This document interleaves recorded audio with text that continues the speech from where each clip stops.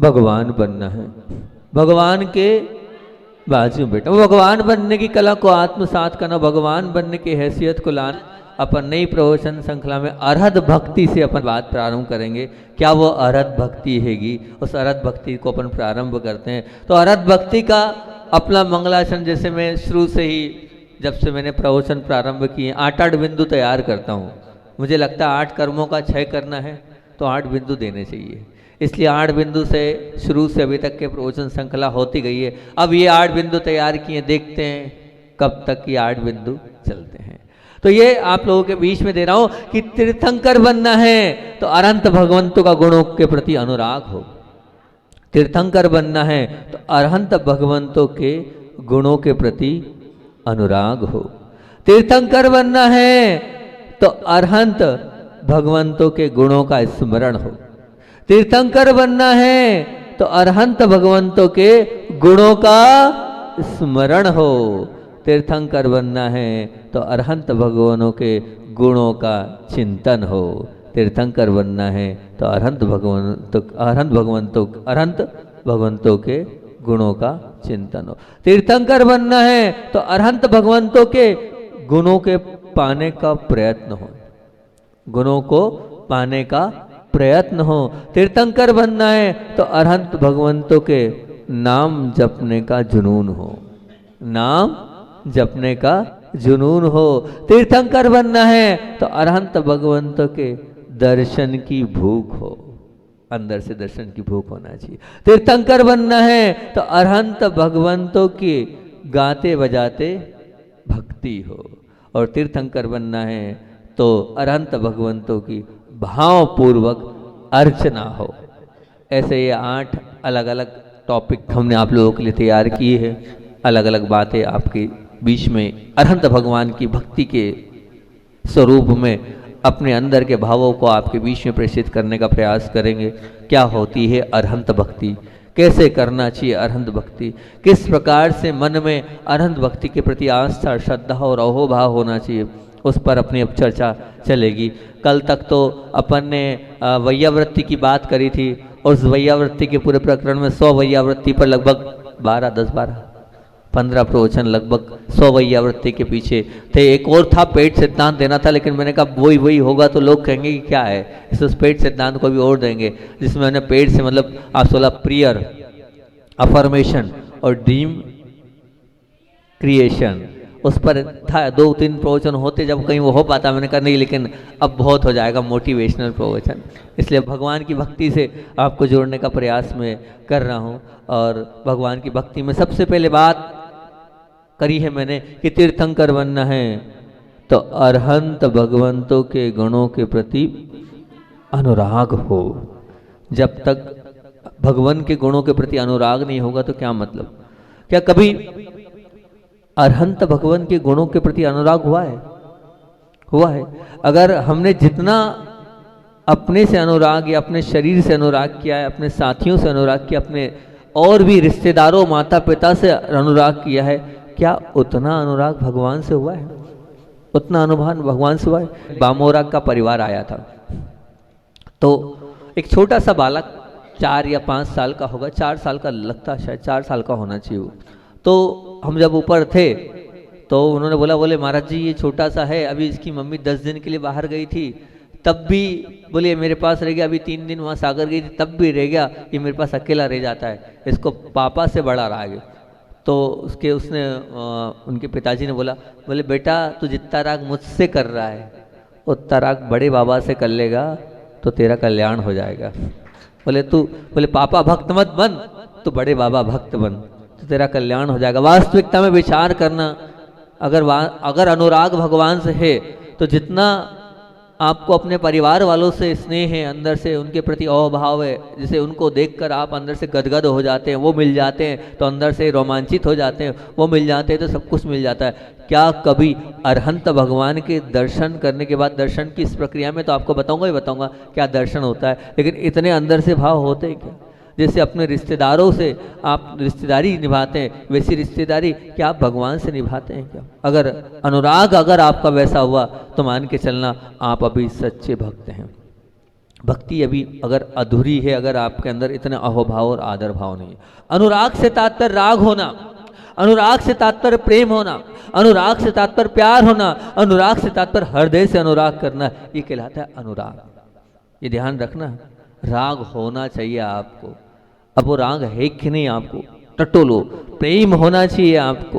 हाँ, आपने तो प्रेम ये मान रखा है, प्रेम करना है तो माँ से प्रेम करना है, पिता से प्रेम करना है, पत्नी से प्रेम करना है, बच्चों से प्रेम करना है। नहीं, भगवान से भी प्यार होता है, भगवान से भी प्रेम होता है। ऐसा मत मानना कि भगवान से प्रेम नहीं होता है और भगवान से जो है वो प्यार नहीं होता, होता है, करने वाला चाहिए। एक भाई की बात बताता हूँ। एक भाई भगवान का बड़ा भक्त था, ओरिजिनल घटना। इतना परम भक्त था, इतना परम भक्त था कि समझ लेना उसके जीवन में परिवर्तन भी उन भगवान के दर्शन के माध्यम से आया। वैराग्य का और उस सामने वाले को आगे बढ़ने का कारण भी वो भगवान थे। भगवान को देखकर ही उसे लगता था सब कुछ पा लिया, सब कुछ पा लिया।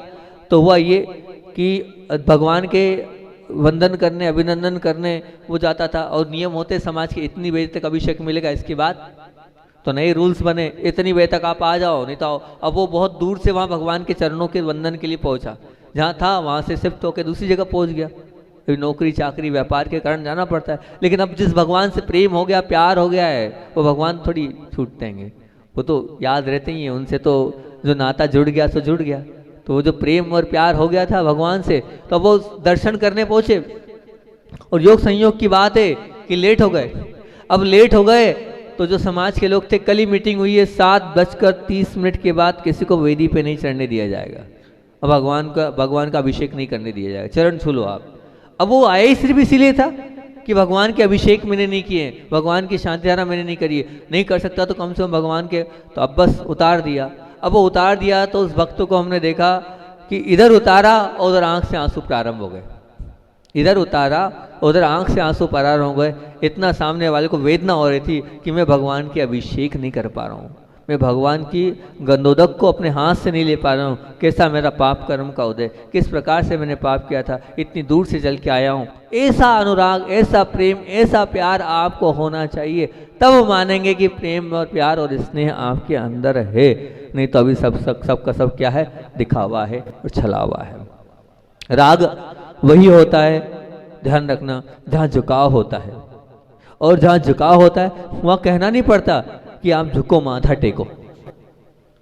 आपको कहना नहीं पड़ेगा कि आप आओ, अभिषेक करो, शांति धारा करो, चरण छुओ, भगवान के वंदन करो, अभिवंदन करो। नहीं, अगर वास्तविकता में भगवान से राग है तो अपने आप माथा झुक जाना चाहिए, माथा टिक जाना चाहिए, माथा आपका वहीं पर रम जाना चाहिए। लेकिन क्या करें, कर्म का तेज उदय है, आपने सबसे प्रेम किया लेकिन भगवान से भी प्रेम नहीं किया। जिनके जीवन में भगवान से प्रेम हो गया है उनका जीवन धन्य हो गया है। कौन, बहुत बिरले जीव होते हैं जो भगवान से प्यार करते हैं। बहुत गिने चुने लोग होते हैं जो भगवान से मन को लगाते हैं और भगवान को अपने मन में बिठाते हैं। आप लोगों ने तो अपने अपने मित्रों को, यारों को, और भी जो कह सकते हैं उनको बिठा रखा है। शब्द थोड़े गलत बोल रहा हूँ, है ना, शब्द थोड़े गलत बोल रहा हूँ। अब किसको बिठाया, बहुत अच्छी बात है, 10-20% लोगों ने बिठाया प्रभु और गुरु को, बाकी तो क्या पता किसको बिठाया है, भगवान जाने। तो जो अरहंत भगवान से राग करता है, ध्यान रखना, वही संसार का नाश करता है और वही भगवान के पास होता है।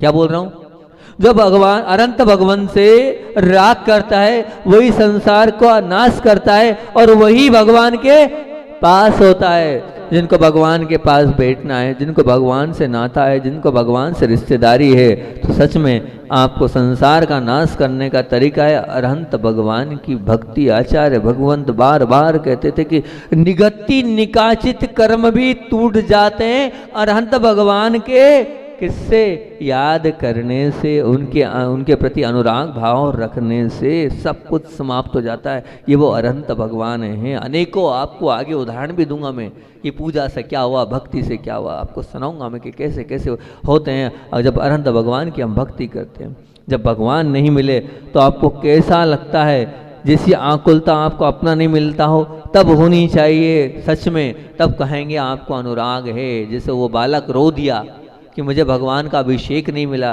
कभी ऐसा आप रोए? आप मान लीजिए व्यापार के लिए बाहर गए हो और व्यापार के लिए बाहर गए हो, अभिषेक की आपकी स्वयं की कोई नियम है, तो आपको आकुलता होती कि आज मैं भगवान के अभिषेक नहीं कर पाया, भगवान के चरण नहीं छू पाया, भगवान का वंदन नहीं कर पाया।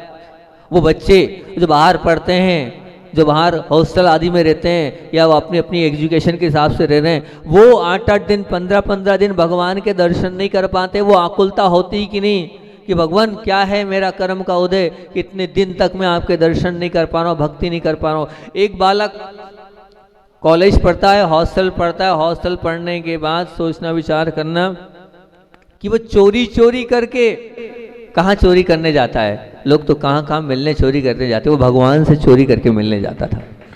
बड़ा आश्चर्य हुआ, बोले नहीं है तो बोले मैं चोरी करके जाता हूँ, परेड में पार करके चले जाता हूँ, लेकिन मुझे रहा नहीं जाता भगवान के दर्शन के बिना। ये होती है भगवान के प्रति भक्ति, भगवान के प्रति आस्था, भगवान के प्रति अनुराग। एक इसको कहते हैं अनुराग। अगर हम वास्तविकता में ऐसा अंदर से अनुराग होना चाहिए, ऐसी अंदर से भक्ति होनी चाहिए। अब एक छोटा सा बच्चा, वो प्रवचन सुन लिया होगा उसने, तो प्रवचन सुनने के बाद वो बड़ा उससे ये बोलता है, बोले अब ये तो निश्चित है कि मुझे नरक जाना है, ये तो निश्चित है मुझे नरक जाना है। बोले कोई बात नहीं, अब जाना है सो जाना है। उससे पूछा क्यों जाना है? बोले मैंने पाप ही इतने किए हैं। क्यों?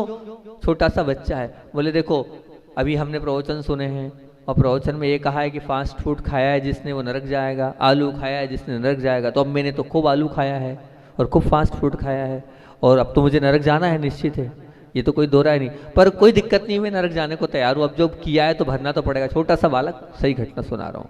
पर एक बात बता दो, क्या मैं सबके बिना रह सकता हूँ? मैं माँ के बिना रह सकता हूँ, मैं पिताजी के बिना रह सकता हूँ और सबके बिना रह सकता हूँ। बस एक ही चीज़ है, मैं भगवान के बिना रह सकता हूँ। क्या नरक में मंदिर मिलेगा कि नहीं मिलेगा? क्या नरक में मंदिर मिलेगा कि नहीं मिलेगा? बाकी सब चीज़ें एक्सेप्ट कर लूँगा, मुझे कोई दिक्कत नहीं है। तो बोले नहीं बेटा, वहाँ मंदिर तो नहीं मिलेगा। फिर तो आप ऐसा कोई उपाय बताओ जिससे मैं नरक ना जाऊँ। मुझे भगवान से बहुत प्रेम है, मुझे भगवान से बड़ा ही स्नेह है, मैं भगवान के बिना नहीं रह सकता हूँ, बाकी सबके बिना मैं रहने को तैयार हूँ। ये कहलाता है अनुराग, ये कहलाता है राग। एक छोटा सा वो 7 या 8 साल का बच्चा ये वाली बात बोल रहा है कि मुझे भगवान के बिना मैं नहीं रह सकता हूँ। ऐसा आपके अंदर है कि मैं बिना नहीं रह सकता हूँ? विचार करना है ऐसा। एक बहन ने विवाह नहीं किया, इतना करोड़पति परिवार, अरबपति परिवार, सब कुछ अच्छा, सब कुछ बढ़िया, लेकिन बोले मैं वहाँ नहीं जाऊँगी। क्यों? बोले भगवान के दर्शन नहीं, उस स्थान पर मैं नहीं जाऊंगी, भले अरबपति परिवार हो चाहे करोड़पति परिवार हो। बोले 50 किलोमीटर दूर मंदिर है, ऐसे स्थान पर मुझे विवाह नहीं करना है। अरे वो तो वहाँ के मुख्य हैं और कहना चाहिए कि राजा जैसे रहते हैं, नहीं चाहिए मुझे वो राजापन। ये समर्पण होना चाहिए कि मुझे भगवान पहले चाहिए, बाकी दुनिया बाद में चाहिए। ये इतनी आस्था आपके अंदर होनी चाहिए भगवान के प्रति। जब आप पक्के और सच्चे भगवान के भक्त कहलाएंगे, तब कहलाएंगे कि आपको अनुराग है भगवान से, आपको अंदर से स्नेह है भगवान से, अंदर से प्यार है भगवान से, अंदर से प्रेम है भगवान से। इतनी आस्था है कि नहीं? आकुल व्याकुल उस बच्चे की तरह हो कि वो हॉस्टल से चोरी चोरी भगवान के दर्शन करने जाता था। सोचो आप चोरी करके क्या करते हो और वो चोरी करके क्या? वो आप चोरी करके मूवीज देखने जाते हो, आप चोरी करके अपने अपने फ्रेंड्स से मिलने जाते हो, और वो चोरी करके भगवान से मिलने जा रहा है। ऐसी चोरी करो, उस चोरी से भी आपका कल्याण हो जाएगा। ये भी चोरी वो चोरी है जो आपको वास्तविकता में ऊपर की ऊंचाइयों तक ले चले जाएगी। तो वो आकुलता जब भगवान नहीं मिलते हैं तो आपके अंदर वो आकुलता होती है कि नहीं? वो अंदर से ऐसा पन लगता है कि नहीं भगवान मुझे नहीं मिले, भगवान मुझे नहीं मिले, भगवान मुझे नहीं मिले। होना चाहिए आपके अंदर। तो सबसे बड़ी बात तो है भगवान से आप ये बताओ कि जाते तो हो राग के साथ जाते हो, स्वार्थ के साथ जाते हो, या परमार्थ की अपेक्षा से जाते हो? जाते तो हो भगवान के पास, परमार्थ की अपेक्षा से जाते हो कि स्वार्थ की अपेक्षा से जाते हो? लगभग बहुत सारे लोग शायद मेरे हिसाब से परमार्थ की अपेक्षा से नहीं, राग की अपेक्षा से जाते हैं। बिल्कुल कुछ न कुछ भाव को लेके जाते हैं। अभी एक छोटा सा दृष्टांत मैं आपके बीच में रखने वाला हूँ, उससे शायद हो सकता है आपकी आंखें खुल जाए। अच्छा एक बात और बताओ, परिवार तो मतलब के साथ, परिवार के साथ राग होता है आपका, सच पूछी जाए ना, परिवार वालों से जो राग होता है ना, वो कब तक? जब तक सामने वाला आपकी अपेक्षा पूर्ति कर रहा है, आपका स्वार्थ पूरा होता है, तब तक वो उसके प्रति आकर्षण होता है। तब वो अगर अपेक्षा पूरी नहीं करेगा तो बात खत्म, रिश्ता खत्म, मतलब खत्म, लेना देना खत्म। अगर एक दिन अपनी पत्नी को पति साड़ी या गहने नहीं दिलाता है तो पति जो है वो खूंखार लगने लगता है, कोई काम के नहीं लगते हैं। एक वो बेटी या बेटे को मोबाइल चाहिए या गाड़ी चाहिए, जब वो पिता और माता वो मोबाइल नहीं दिलाते तो वही माता पिता जो है वो अच्छे नहीं लगते हैं, क्योंकि स्वार्थ वाला रिश्ता है। तो कहीं ऐसा तो नहीं है आपका भी रिश्ता भगवान से स्वार्थ वाला है? गुरु और प्रभु देंगे तो हम जुड़ेंगे, गुरु और प्रभु देंगे तो हम जुड़ेंगे, नहीं दिया तो खत्म, ऐसा रिश्ता मत रखना। गुरु ने नहीं दिया तो हम नहीं, प्रभु ने नहीं दिया तो नहीं। आचार्य श्री की एक लाइन, गुरु जी कहते थे सच्चे समर्पण में अपेक्षा नहीं रखना चाहिए। क्या कहते थे गुरु जी? सच्चे समर्पण में अपेक्षा नहीं रखना चाहिए। जहां अपेक्षा है वहां समर्पण नहीं है। अपेक्षा कभी नहीं रखना चाहिए, प्रभु से ना गुरु से। जहां जुड़े हो वहाँ अपेक्षा नहीं रखना चाहिए कि मैं मेरी कोई अपेक्षा लेके गुरु से जुड़ा हूँ, मैं मेरी कोई भावना पूरी करने के लिए गुरु से जुड़ा हूँ। नहीं, मैं तो बस गुरु से अपने कल्याण के लिए जुड़ा हूँ। अपेक्षा है तो मेरा कल्याण हो, ये अपेक्षा होनी चाहिए। बाकी ये अपेक्षा नहीं होनी चाहिए मुझे ये चाहिए, मुझे वो चाहिए, वो चाहिए और ये चाहिए और वो नहीं मिलेगा तो आकर्षण खत्म हो जाएगा। नहीं, बिल्कुल नहीं। ये जो है ये आकर्षण वाला संबंध आत्मीय संबंध नहीं है। गुरु और प्रभु से तो आत्मीय संबंध होना चाहिए। आत्मीय संबंध आप बनाओगे तो ही अच्छा होगा। क्योंकि आपने दुकानदार, मैंने एक बार बताया था कि वो ग्राहक था और दुकानदार का संबंध क्या है? आवश्यक संबंध है। डॉक्टर का और पेशेंट का संबंध क्या? आवश्यक संबंध है। ठीक है। और मान लीजिए और वो दुकान में नौकर का क्या है? आवश्यक संबंध। ये आवश्यक संबंध है। ठीक है, समझ लिए। एक होता है आवश्यक संबंध, एक होता है आकर्षण संबंध। पत्नी का पति के प्रति आकर्षण है, या किसी एक खिलाड़ी का जब तक वो अच्छा खेल रहा है, या और भी मान लीजिए कि आपको कोई एक्टर से या कोई और लगता है कि बहुत अच्छी कला से आत्मसात है, जो बहुत अच्छी कला वाला है, तो वो क्या है, जब तक उसके पास वो कला है तो वो उसका उस पर प्रति आकर्षण वाला जब तक है, उसके अंदर वो कला है, तब तक आपका उसके प्रति क्या है? जुड़ाव है। लेकिन तीसरा क्या होता है? आत्मीय संबंध। आत्मीय संबंध वहां होता है जहां कोई अपेक्षा, जहां कोई स्वार्थ नहीं होता है। बिना स्वार्थ के, बिना अपेक्षा के आप जुड़ जाओ, लग जाओ, अपने आप को वहां पर समर्पित कर दो। वो कहलाता है आत्मीय संबंध। कम से कम प्रभु के साथ आत्मीय संबंध हो, गुरु के साथ आत्मीय संबंध हो। जो आपके मित्र, आपको कल्याण पर मार्ग मिल जाने वाले, उनके साथ आपका आत्मीय संबंध होना चाहिए। मैंने एक दिन बोला था, पासा वालों बताओ आत्मीय संबंध बना पाए कि नहीं बना पाए? तो बहुत अच्छी बात है, बना लिया है तो बहुत बढ़िया बात है। कि तो हम यही बोल रहे हैं कि परिवार से तो मतलब है और राग के साथ है, पर वैसा भगवान के साथ मत रखना।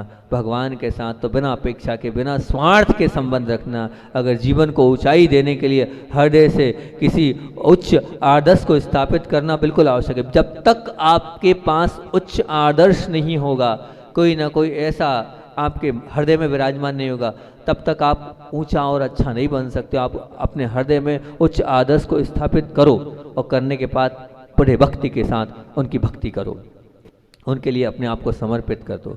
जब हम अपने हृदय में किसी उच्च आदर्श को स्थापित करते हैं तो उसके आदर्श को स्थापित करने से जीवन आदर्श बनाने में एक सशक्त हमें निमित्त मिल जाता है, और उस निमित्त को हम अपने जीवन में उतारते चले जाते हैं, वैसा बनते चले जाते हैं। आपका अनुराग भगवान से हो तो निश्चित बात है, जब भगवान के पास रहो तब क्या कोई दूसरा काम आ जाए तो आप पहले भगवान को महत्व दोगे कि काम को महत्व दोगे? अनुराग की बात चल रही है, अपना बिंदु अनुराग पर, आज पूरी चर्चा अनुराग पर करूंगा मैं। अगर कोई काम आ जाए आपको, मान लीजिए कोई काम आ गया, और काम आ गया और काम आने के बाद जो है उस समय आपको क्या लगता है? भगवान के पास बैठे हो, आप फोन अटेंड करोगे कि भगवान की पूजा भक्ति करोगे? पूजा भक्ति करोगे। मान लीजिए कह दिया भैया ये हो गया, आपको बुला रहे हैं, सब छोड़ दो, विसर्जन कर दो, फटाफट 2 मिनट में पूजन करो, चले जाओ। तो इसका मतलब ये कि अभी व्यापार से अनुराग है, बच्चों से अनुराग है, अभी भगवान से अनुराग नहीं है। अभी भगवान के प्रति इतनी भक्ति नहीं, बिल्कुल नहीं। सीखो, मैं बार बार उदाहरण देता हूँ, इस्लाम मुसलमान भाइयों से देखो क्या उनका वो अनुराग होता है। जब नमाज का समय होता है सब छोड़ देते हैं, कोई मतलब नहीं, दुनियादारी से किसी से कोई लेना देना नहीं, बिल्कुल हमें तो भगवान से लेना देना है। हम तो सच्चे भक्त किसके हैं? हम सच्चे भक्त भगवान के हैं। जब हम सच्चे भक्त भगवान, मतलब वो तो उनके अल्लाह के हैं, वो अल्लाह बोलते हैं, भगवान नहीं बोलते हैं, अल्लाह बोलते हैं। और क्या बोलते हैं? और भी कुछ बोलते हैं, अल्लाह ही बोलते हैं ना, है खुदा। वो अपने खुदा को इतना प्रेम करते हैं, इतना तहे दिल से चाहते हैं, उनकी भाषा में अगर हम बोले तो, कि तहे दिल से वो अपने अंदर से वो चाहते हैं। तो वो क्या करते हैं, जब समय होता है, मैंने विचार किया, इसको बहुत गौर से देखा, तो सुनना, मैंने ऑब्जर्व किया तो पाया जो तीनों टाइम सामायिक क्यों होते हैं, उन तीनों टाइम सामायिक में उनकी वो कहना चाहिए नमाज होती है।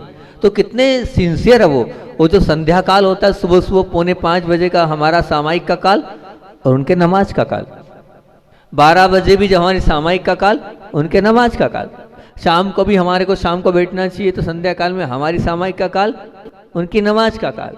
और देखो हम लोग तो क्या है, अपनी सामायिक का काल छोड़ भी देते हैं, इधर उधर भी कर देते हैं, हमें वो काम जरूर दिखता है, लेकिन वो कैसा करते हैं, जहाँ हो वहीं चादर बिछाई, रुमाल बिछाया और चालू हो जाते हैं हाथ जोड़ के। जहाँ अच्छाई मिले उस अच्छाई को ग्रहण करो, वो इस्लाम धर्म को, उस मुसलमान धर्म की उस अच्छाई को आप स्वीकार करो, मानो कि वाह वास्तविकता में कितना समर्पण है, कितनी आस्था है उन्हें अपने धर्म के प्रति, कि वो अपने धर्म को नहीं छोड़ते, लाख काम हो उसके बावजूद भी वो अपने उस उसूल को नहीं छोड़ते, उस धर्म को नहीं छोड़ते। ये कहलाती सच्ची अपने धर्म के प्रति आस्था।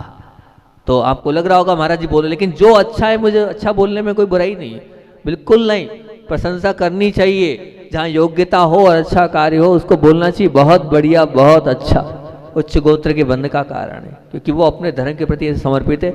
आप भी अपने लिए ऐसे समर्पित बनो, उनके जैसे बनने का प्रयास करो, बहुत अच्छा होगा। इतनी बज गई है, बस खत्म कहानी, हमारा स्वाध्याय का समय हो गया, हम स्वाध्याय ही करेंगे, मोबाइल बंद, ये बंद, वो बंद, ये करेंगे। सामायिक का समय, पूजन का समय, भक्ति का समय, आराधना का समय, वैसा करो आप। एक और उदाहरण मैं देता हूँ हमेशा, कि एक बहन है, तेजस्विनी बहन आई थी अभी हाल, उस तेजस्वी बहन वो सॉफ्टवेयर इंजीनियर थी, और वो झूठ बोल बोल के आहार देने आती थी हमारे लिए गजपंथा आदि में, ओझर की बहन थी वो। अब एक दिन का बहुत विशेष कार्यक्रम था, वो नहीं आ पाई। क्यों नहीं आई, बोले एक मीटिंग थी, विशेष स्पेशल मीटिंग थी। और फिर उसके बाद दूसरे दिन, अब दूसरे दिन भी कार्यक्रम था, वो आ गई। मैंने कहा क्यों, आपने कहा 3 दिन हमारे मीटिंग है। बोले हुआ ये कि आज हमारे जो बॉस हैं, वो बॉस मतलब इस्लाम धर्म को मानने वाले हैं, तो ऊपर से मैसेज आया कि आपको इतनी बजे मीटिंग लेना है। तो उन्होंने कहा इतनी बजे हम मीटिंग नहीं ले सकते। बोले क्यों, लेना पड़ेगी, पूरे मतलब विश्व में उनकी कंपनियां हैं अलग अलग जगह, भारत में भी उसके अलग अलग हुआ।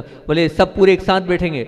बोले बैठे तो बैठे, उनका पैकेज था शायद 1.5 करोड़ का, उनके हाथ के नीचे 300 से 400 सॉफ्टवेयर इंजीनियर थे। तो उन्होंने स्पष्ट एक ही बात बोली। क्या बोली, बोले देखो साहब, शुक्रवार है और बड़ी वो क्या बोलते हैं उसको, बड़ी नहीं, कोई क्या बोलते हैं, शुक्रवार बड़ा जुम्मा है, वो जुम्मा बोलते हैं। बोले बड़ी हमारी वो जो भी ईद जो भी था उनका मुख्य दिन था वो, बोले वो हम नहीं छोड़ सकते। तो बोले आपको नौकरी से निकाल दिया, बोले अभी इस्तीफा लो, अभी इस्तीफा लो, अभी देने को तैयार हूँ इस्तीफा में। अब विचार करना, वो पूरे तहलका मचा दिया, पूरी कंपनी को हिला दिया उन्होंने। बोले तो इस्तीफा दे रहे हैं, नहीं नहीं नहीं नहीं, ऐसा नहीं ऐसा नहीं ऐसा नहीं, रहने दो, मीटिंग कल रख लेंगे, मीटिंग कल रख लेंगे। ये कहलाती है ताकत, ये कहलाता अंदर से धर्म, ये कहलाती है आस्था, कि सामने वाले ने बोला और मीटिंग आज की जगह ऐसे। आप देते हो कि नहीं, तो बोलो ना, देने तो ना ऐसे करुणा भाव से, दया और पात्र के भाव से। वही मान लीजिए कोई आपका अनुरागी आया, कोई रिश्तेदार आ गया, तो क्या सा बिल्कुल रिश्तेदार आता है तो आओ, वेलकम, खाओ पियो, खूब अच्छे से तिलक भी करते हो और कपड़े भी दे देते हो और मिठाई भी खिलाते हो और नया क्या सर्वस्व लुटा देते हो। किसके लिए, अनुरागी के लिए। अनुरागी के लिए सब कुछ देने को तैयार हो जाते हो। तो मैं वही कह रहा हूँ कि आप भगवान के दरवाजे पे भिखारी बन के जाते हो, तो भिखारी जैसे भगवान भी ले जा, आया है तो ले जा। और अगर मान लो अनुरागी बन के जाओगे तो भगवान कहेगा ये मेरा अनुरागी आया है, सब ले जा।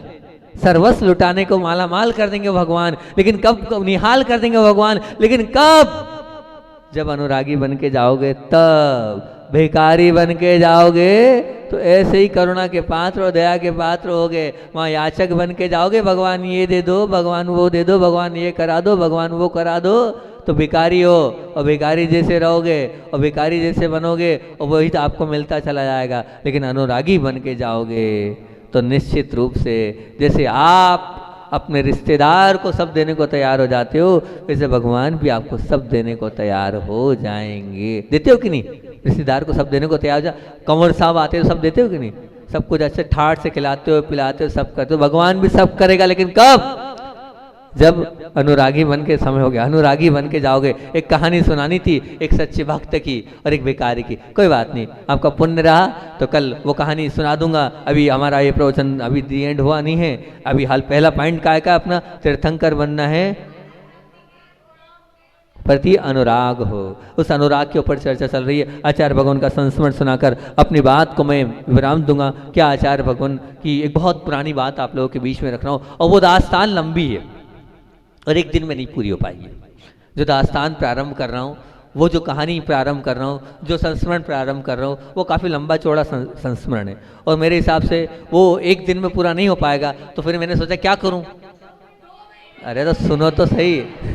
अब मैंने कहा रोज रोज इसको थोड़ा थोड़ा करके बताता जाऊंगा, क्योंकि गुरुदेव की वो घटना आपके बीच में रख रहा हूँ, गुरुदेव का वो समय आपके बीच में रख रहा हूँ जब गुरुदेव की उन सब छवियों को आपके सामने रखूंगा कि प्रतिकूल परिस्थिति में गुरुदेव के जीवन में कैसे उन्होंने अपने जीवन को संभाला और कैसे किया। एक एक तारीख बाय तारीख पूज्य, मैं तो नहीं था उस वक्त, मैं नहीं था, लेकिन पूज्य अजीत सागर जी महाराज जी ने उसको पूरा कॉपी नोट किया तारीख बाय तारीख। उस तारीख बाय तारीख को मैं आपके बीच में रखता चला जाऊंगा। पूज्य गुरुदेव की वो बात जो सर्वोदय तीर्थ अमरकंटक में थे, और अमरकंटक में जो गुरुदेव को एक सबसे शुरुआत में मलेरिया हुआ था जब समाधि के लिए कटनी वाली स्थिति, वो वाले संस्मरण भी रखना है। पर आज तो मैं रख रहा हूँ कि वो पूज्य गुरुदेव को जो पूरा देश जानता था, जब उनको कौन सी बीमारी हुई थी मालूम है?